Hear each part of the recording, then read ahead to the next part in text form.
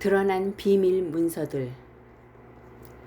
1784년 바이샤우트의 지시를 받고 독일의 프랑크푸르트에서 프랑스 혁명에 관한 문서와 시온의 직훈서를 갖고 프랑스 파리로 가던 단원 하나가 도중에 랄리스탄이라는 곳에서 공교롭게도 벼락에 맞아 죽은 일이 있었다. 경찰이 시체를 처리하는 과정에서 그 비밀 문서들이 드러났고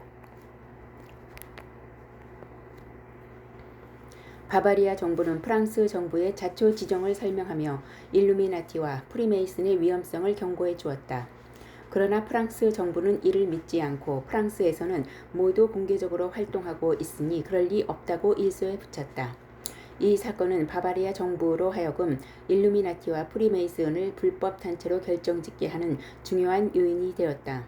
1876년 바바리아 정부는 일루미나티 종단과 종단법의 원본이라는 책을 만들어 각국 정부와 유럽 전체의 고교장들에게 보냈다. 그러나 일루미나티의 책략, 즉 로스차일드의 세력은 이를 잠재울 수 있을 만큼 강한 영향력을 갖고 있었다. 아마도 바바리아 정부의 충고를 들었더라면 프랑스 왕정은 혁명으로 쓰러지지 않았을지도 모른다. 프랑스 혁명에 관한 자세한 이야기는 숨겨진 진실들의 프랑스 혁명을 창조하라. 세계 정부 수립을 위한 경제권 장악. 이 무렵 미국의 프리메이슨 상급 단원들 중 몇 사람은 일루미나티가 프리메이슨 속의 극비 조직으로 이미 자리 잡았다면서 그들은 전체 프리메이슨뿐만 아니라 미국을 포함한 세계를 정복하려는 음모를 꾸미고 있다고 수차 경고했다. 초대 대통령이자 33급 메이슨으로 그랜드 마스터를 지낸 조지 워싱턴도 은행을 중심으로 한 경제적인 주도권 장악에 대해 경고했을 뿐 아니라 최선을 다해 싸우기도 했다. 프랑스 혁명이 성공한 후 로스차일드 가문은 왼손으로는 나폴레옹에게, 오른손으로는 영국, 독일 등 다른 나라에 전쟁 비용을 지용하여 나폴레옹과 대적할 능력을 키워주었다. 로스차일드는 프랑스가 워털루에서 영국과 최종 결전을 할 때 나폴레옹이 이긴 것처럼 거짓 소문을 퍼뜨려 영국 증권 시장을 거의 송두리째 차지하는 횡재를 했다. 그때부터 영국의 재정은 로스차일드의 손아귀에 들어가게 되었다. 로스차일드는 여기에서 그치지 않고 세계 정복을 위한 가장 좋은 방법은 세계 전쟁이라는 데 착안하고 음모를 꾸미기 시작했다. 일루미나티 조직과 더불어 어느 편이 이기든 관계없이 엄청난 돈을 벌 수 있는 전쟁을 획득하면서 세계 단일 정부의 꿈을 차근차근 진행해 나갔다. 일루미나티의 혁명 공작에 필요한 자금은 영국, 프랑스, 독일, 미국의 국제 금융가들이 지원해 주었다. 이들의 궁극적인 목적은 세계 단일 정부를 수립하여 절대 군주 제도를 수립하는 것이지만 금융가의 입장에서 보아도 가장 틀림없는 투자였기 때문이다. 전쟁을 시작해 패배한다 해도 나머지 국민들이 피땀 흘려 제공하는 노동력이 있고 전쟁 보상이라는 명목으로 원금과 이자를 포함한 엄청난 돈이 돌아올 것이며 전쟁에 승리하면 거금이 생겼으니 물론 상당한 이득을 얹어 되갚으면 되는 것이기 때문이다. 또 이들은 이러한 일을 더욱 효과적으로 진행시키기 위해 각국의 금융제도를 완전히 자기네들의 수중에 넣고 정부를 자기들의 하수인으로 만들었다. 그리하여 미국의 연방준비제도이사회, 영국의 영국은행 등 우리가 선진국이라고 부르는 나라들의 통화는 그들의 손에 의해 통제되고 있다. 아직도 일반 국민들은 화폐 정책이나 경제 정책을 선출된 정치가들이 통제하는 것으로 믿고 있다. 그들은 중앙은행의 정부에 소속되어 있다고 생각하도록 세뇌 공작을 잘 해놓았다. 따라서 경제 정책을 정부가 잘하느니 못하느니 논하는 것 자체가 우스운 대화인 셈이다. 그 좋은 예가 1987년 10월 19일 검은 월요일로 불린 증권시장의 대폭락이다. 1929년 10월에 검은 목요일로 인해 세계 대공황이 일어난 이후 가장 큰 사건이어서 국민들의 시선은 당시의 레이건 대통령에게 전부 쏠렸지만 사실상 그가 할 수 있는 일이라고는 앨런 글랜스펜 연방준비은행 총재의 처분만 기다리는 길밖에 없었다. 그때 다행히도 그린스펜이 폭락한 증시를 회복시켜 레이건의 인기를 급상승했다. 실제 상황은 이런데도 불구하고 미국민은 물론 한국인들까지도 세계에서 가장 권력이 강한 사람은 미국 대통령이고 그 다음이 FRB 총재라고 생각한다. 그나마 많이 발전했다고 할 수 있다. 그러나 아직도 미국 대통령의 인기는 FRB 총재의 결정 여하에 달려 있다는 것을 이해하는 사람은 극소수에 불과하다.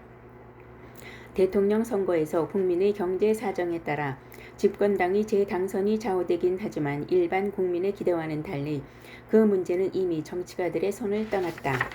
국민 개개인의 경제 상태를 결정하고 물가, 임금 등 국가의 경제 상황을 조정하여 실업자의 수를 조절하는 일은 돈을 만지는 금융가들이 손에 달려 있건만 국민들은 아직도 그걸 깨닫지 못하고 있다. 클린턴 대통령이 그 추악한 성추문의 소용돌이 속에서도 높은 인기를 유지하는 것은 바로 그 경제 상태 덕분이며 모든 언론들도 그의 유능한 경제 관리 능력을 부추기고 있다.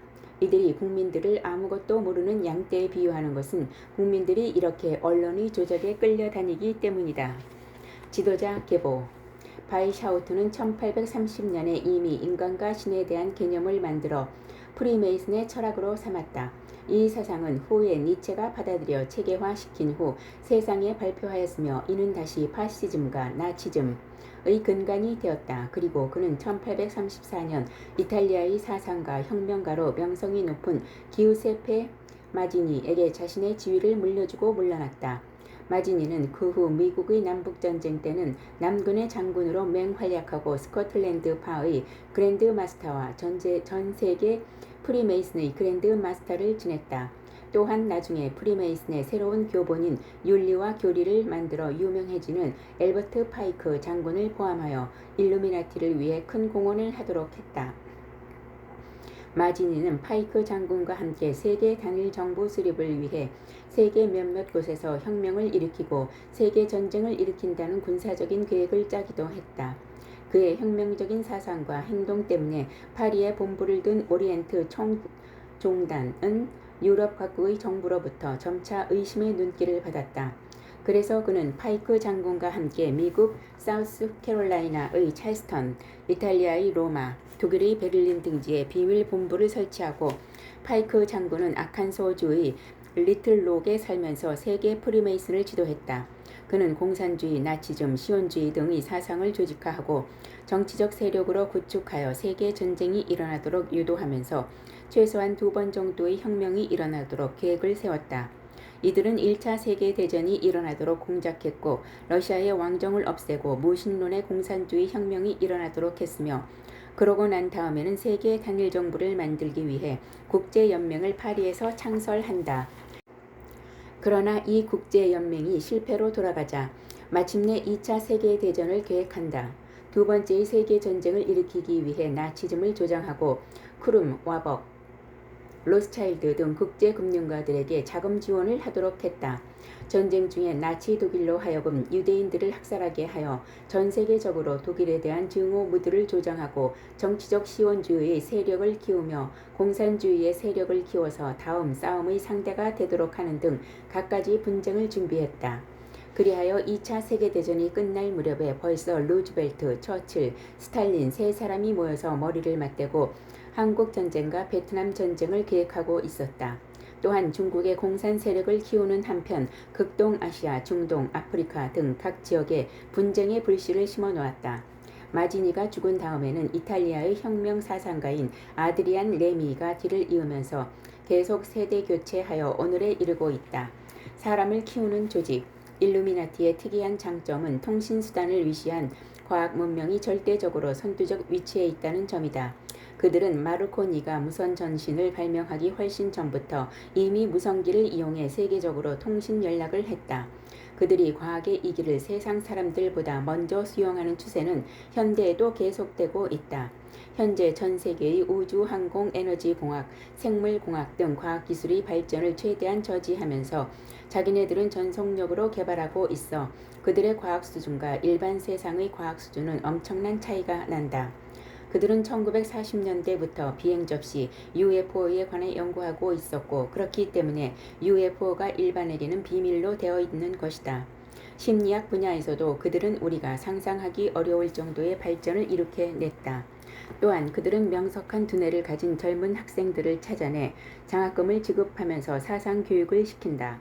지금까지 알려진 바에 의하면 스코틀랜드의 고든스타운, 독일의 살렘, 그리스의 아나브레이터의 그들의 학교가 설립되어 있으며 클린턴 대통령도 그들이 창설한 로즈 장학금을 받고 영국 옥스퍼드 대학에서 얼마간 수학한 일이 있으며 지금 영국 여왕의 남편인 필립 공이나 마운트 메이든 공작은 고든스타운의 학교에서 수학한 일이 있다.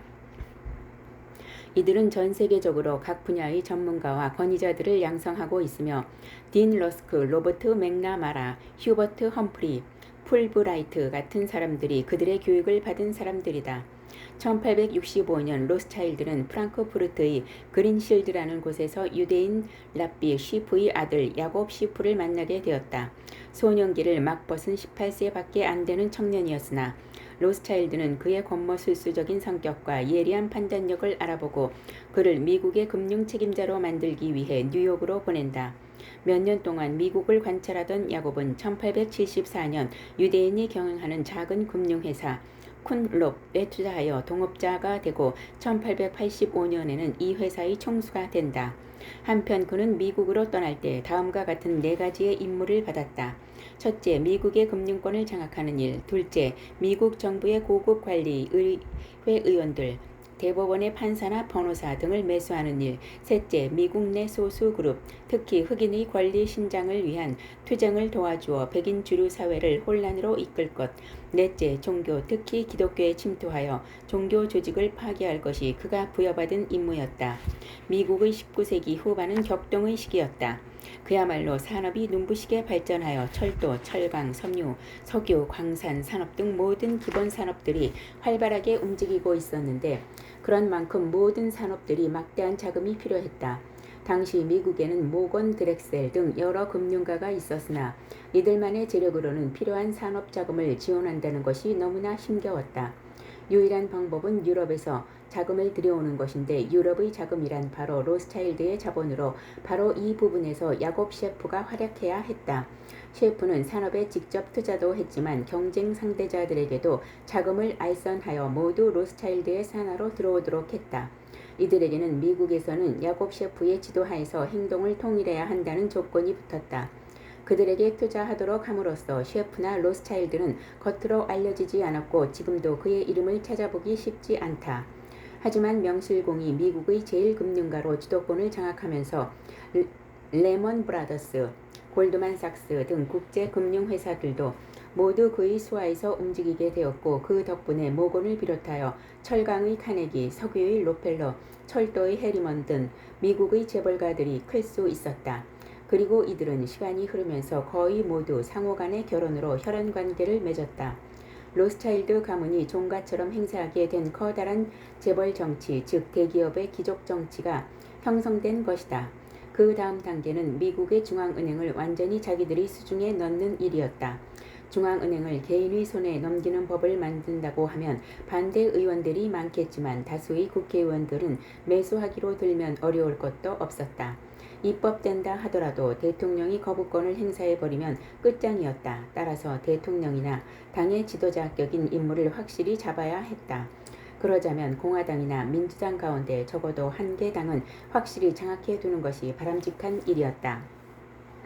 당시에는 공화당이 압도적으로 국민의 지지를 받고 있어 치고 들어갈 틈새가 없었다. 그런 반면에 민주당은 오랫동안 정권을 잡지도 못했을 뿐 아니라 돈이 없어서 조직적인 활동도 하지 못했다. 일루미나티 엘리트들은 돈은 얼마든지 쓸 수 있는 재력이 있었으므로 공략 대상을 민주당으로 정했다. 다만 국민의 지원을 받아 여론을 형성하는 것은 돈으로 해결하기 쉬운 일이 아니었다. 그리하여 그들은 미국 내 지지 세력을 구축하기 위해 유대인들을 대거 미국으로 유입시키는 책략을 꾸미기 시작했다. 1890년경부터 우선 러시아를 비롯해 폴란드, 루마니아, 불가리아 등 동유럽 각국의 정부들을 움직여 유대인에게 폭정을 퍼붓도록 했다. 유대인들은 어느 날부터인가 갑자기 내쫓기고 재산을 몰수당하며 학살당했다. 유대인들은 그들을 따뜻하게 받아주는 미국으로 대거 이민 왔으며 민주당은 이들을 자신들의 지지 기반으로 만들었다. 1814년, 14년 사이에 러일 전쟁, 미국 남북 전쟁 등 굵직굵직한 전쟁을 겪으면서 그들은 많은 돈을 벌 수 있었다. 그러나 이러한 전쟁은 모두 지역전일 뿐 다른 지역은 별다른 영향 없이 계속 번영의 길을 걷고 있었다. 이러한 현상은 그들의 궁극적인 목표인 세계 단일 정부 수립에는 바람직하지 않았다. 그들은 세계적인 차원에서의 거대한 전쟁이 필요하다는 인식을 새삼 깨달았다. 마지니와 파이크가 이미 결정한 대로 가공할 전쟁을 일으키고 그 결과 전 인류가 평화를 갈구하는 염원을 갖도록 유도하여 그 과업의 수행으로 국제연맹을 만들었지만 실패로 돌아갔다. 일루미나티의 이러한 흉계를 꿰뚫어 봤던 러시아 황제 때문이었다. 그 때문에 국제연맹이 성공을 거두지 못했을 뿐 아니라 그가 있는 한 미국의 중앙은행을 만드는 것도 거의 불가능했다. 러시아는 미국의 남북전쟁에도 참견하여 그들의 일을 방해하고 세계의 석유 왕국으로 둔갑하여 미국의 록펠러와 로스차일드의 경쟁 상대가 될 요인도 갖고 있었기 때문이다. 그래서 이들은 우선 러시아의 왕정을 없애기로 하고 공산혁명을 러시아로부터 시작하기로 결정했다. 이에 대한 자세한 내용은 숨겨진 이야기 편의 러시아 혁명에서 자세히 설명했다.